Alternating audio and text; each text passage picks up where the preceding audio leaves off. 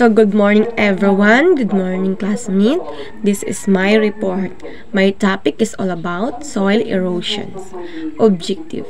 At the end of the lessons, students be able to identify the different agents responsible for soil erosion. To understand how water, animals, and humans contribute to the process of soil erosion. To examine the effect of land slope on the rate of soil erosion. So, my topic is soil erosion. So, when we say soil erosion, sinasabi natin soil erosion is the process of removing soil particles from one place to another due to natural human-induced factors. So, when we say soil erosion, ito yung pagguho ng lupa from one place to another sa mga iba't ibang dahilan. So, ang soil erosion ay may apat na agents. Firstly is ang water. So, water is the primary agents of soil erosion. Kitawag siyang primary agents of soil erosion is muna siya ang kasagaran nga atong naibalaan nga dahilan sa pagguho ng lupa. So, as the water flow is a transformed rock particles from one place to another, the speed of water flow is significant effect of erosion. So, halimbawa, or example is ang pagbaha dulot ng malakas na ulan, nagdudulot ng pagguho ng lupa at pagbuo ng lupa at putik. So, unti-unting pagguho ng lupa sa mga pangpang at ilog. Pangpang ng ilog na nagpatuloy ng pagdaloy ng tubig o kanang kusog gayo ang pagbaha. So, ang kanang pangpang is kanang kan ang mga yuta or matawag na siya og soil erosion tungod sa water. Okay, mga bata. So, meron akong papakitang larawan. Ito ay isang larawan ng halimbawa ng pagbaha ng ilog. Okay, nakikita naman natin dyan na ito ay isang halimbawa ng pagbaha sa ilog. Then, makikita natin dyan na malakas ang tubig at ito ay nagdudulot ng pagguho ng ating lupa at pagbuo ng putik dahil sa malakas na ulan o malakas na pagbaha sa ilog. Yan ang isang halimbawa ng pagguho ng lupa o tinatawag nating erosion, soil erosion. Then, secondly, or ikadalawang agent of soil erosion is ang wind. So, ano ba nga bang wind? So, ang wind, di ba hangin? So, ang wind is contribute siya soil erosion sa atua because wind plays a crucial role in a soil erosion, especially in dry and loose soil areas. So, tinatawag nating dry area is kanang mga kaparehan ng nasa deserto. So, mga dry areas. So, mas dali siya matangay ng hangin. So, wind erosion can take place in any area where the soil is not compacted. So, kana pong mga area nga dili ay kanang mga not compacted, kanang dili siya siksi, kanang dali ra siya matangay sa hangin, kanang mga dry area, kanang dili siya compacted nga area. So, when the wind blows, so ang hangin nga kusog siya, makadala siya og mga kanang dry areas not or kanang mga not compacted nga mga kanang yuta. So, the particles of sand move along with it. So, ang mga particles sa mga sand, mag-move siya tungod sa hangin, sa dala sa hangin or kusog na hangin. Then, light particles of soil can be easily blown away by the wind. So, mas dali siya nga matangay sa hangin tungod kay dry siya nga area o dili siya compacted. Then, halimbawa nito is kanang mag-try mo og kanang rub sa inyong kanang window sill, so sa inyong house or sa inyong classroom. Then, you may notice kung inyong finger is na ay shy dust or alikabok sa inyong finger. Then, may itatanong ako. Try it. Okay, so, may itatanong ako. May dalawa akong katanungan. Una is ito. Where did the dust came from? Asa na siya gikan? Then, dalawang question is, how did dust reach your place? Nganong naabot na siya dira sa inyong windows well or sa inyong places? So, first question is, where did the dust came from? So, asa na siya gikan na siya sa mga dry areas or dili siya compacted nga mga areas. So, mas dali siya nga, kung iyon day na, mas dali siya matangay sa hangin because gaan ra siya or something dry lang siya. Then, how did the dust reach your place? So, anong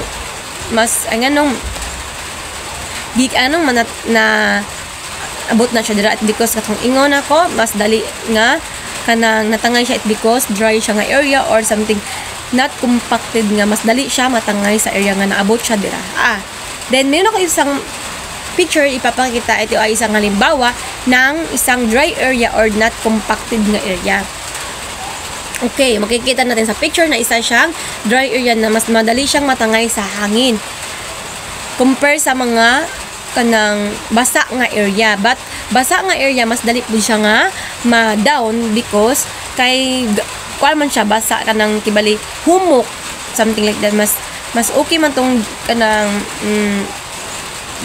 dili siya mas madali-dali matangay sa hangin or madala sa hangin. Then nakikita na sa picture na dry area siya o kibali abog siya, sa Bisaya pa abog or kambali alikabok, mas dali siya matangay sa hangin. So matawag niya po siya og soil erosion. Maka-contribute niya po ang wind because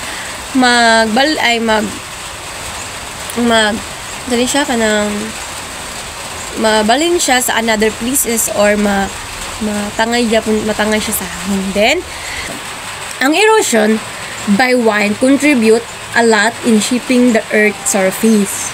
Maka-contribute po siya sa ato ang shaping the earth's surface. So, mga formation. Then, an example of this is kanang the formation of the sand dunes kanang nasa deserto. So, pagbuo ng sand dunes sa deserto at baybayin dahil sa pag-ipon ng buhangin na natangay ng hangin. So, kanang mga makita na to sa deserto na mga formation na yan ay nabuo dahil sa hangin, dahil ito ay naiipon ng baybay ay dahil sa pag-ipon ng buhangin na tangay ng hangin. Diyan ay makabuo din tayo ng formation sa sand dunes. So, may papakita akong isang picture, ito isang halimbawa ng sand dunes. So, ito ay isang nasa deserto. Yan. Nakikita natin dyan na isang mga iba't ibang formation. So, makakontribute na po sa itong shaping the earth's surface. Then, darako naman tayo sa thirdly. Ano ba ang ikatatlong agent of soil erosion, mga bata? Ito ay isang animals. So, pag sinasabi natin animals, ito ay isang hayop. So, animals is nag-contribute siya sa tuwang soil erosion.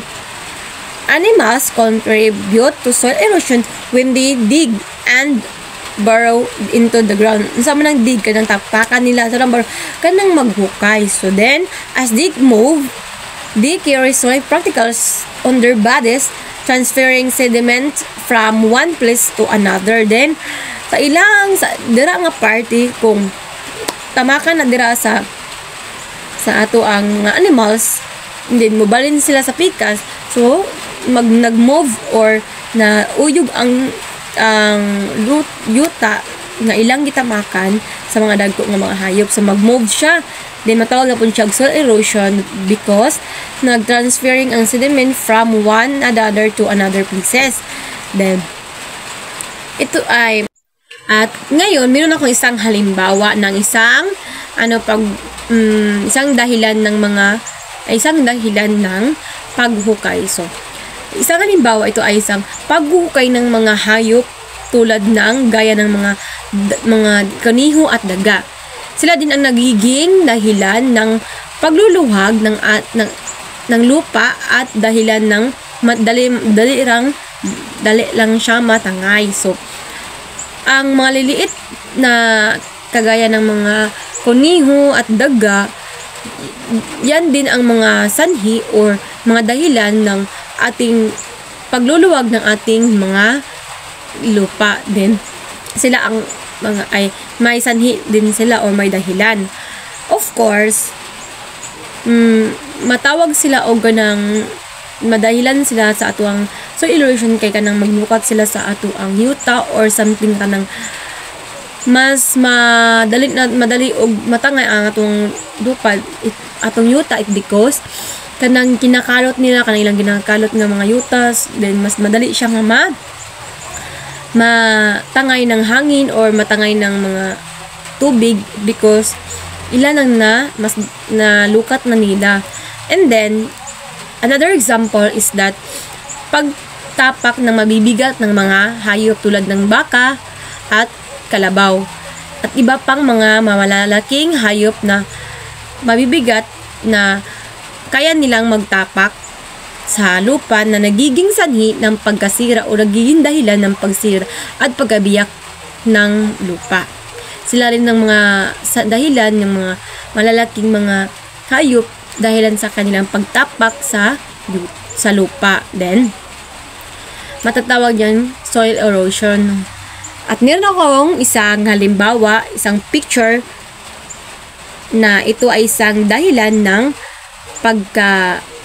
ito ay isang hayop na nagkakalot ng yuta o naghuhukay.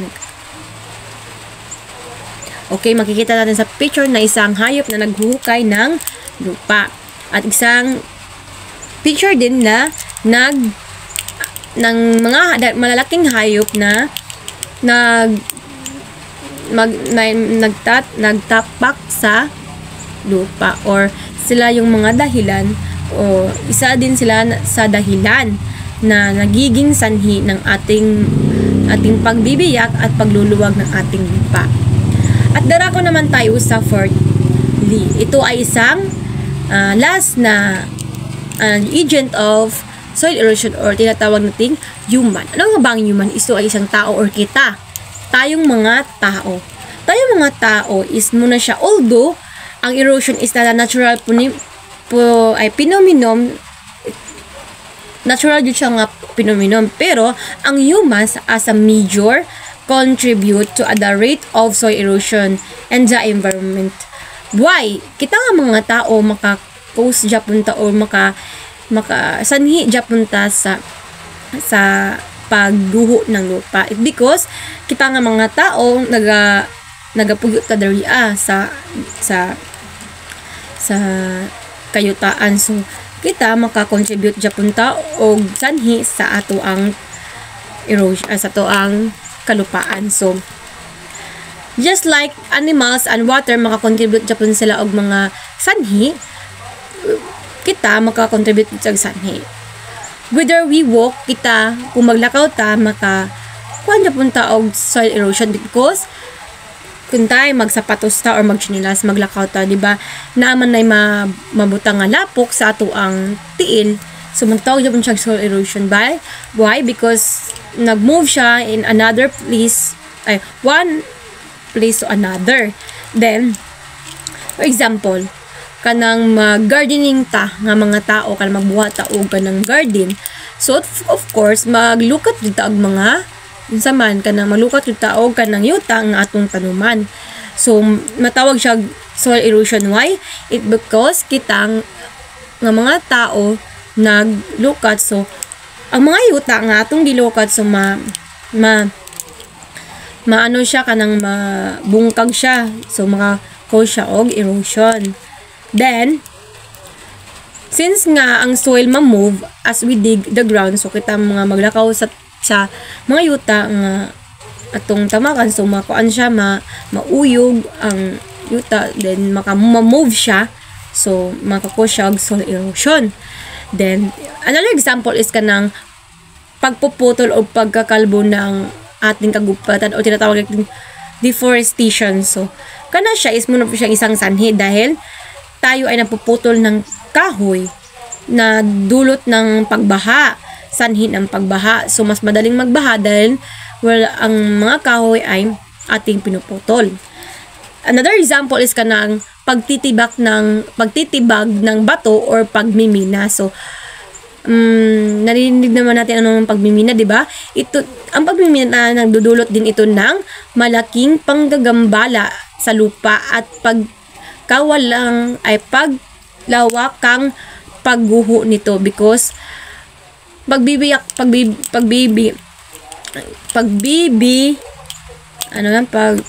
pagtitibag ng bato is nagdudulot japon siya ng sanhi sa ating lupa dahil ito ay mas madaling gumuho kung walang nagproprotekta nito. At meron akong isang picture na ipapakita. Ito isang halimbawa ng pagmimina or pag-construct ng mga lupa. Makikita natin dyan maraming tao at may isang vacuum na or then may mga tao na naghuhukay ng lupa. So, yan lang po ang aking topic ko ngayon. Ito ay itong topic ko na soil erosion at ang 4 agent nito. At ang kasunod po ay ng reporter ay isang topic kong effect ng soil erosion. So, yan lang po at maraming salamat. Kung wala nang katanungan, yan lang po. Bye! Thank you!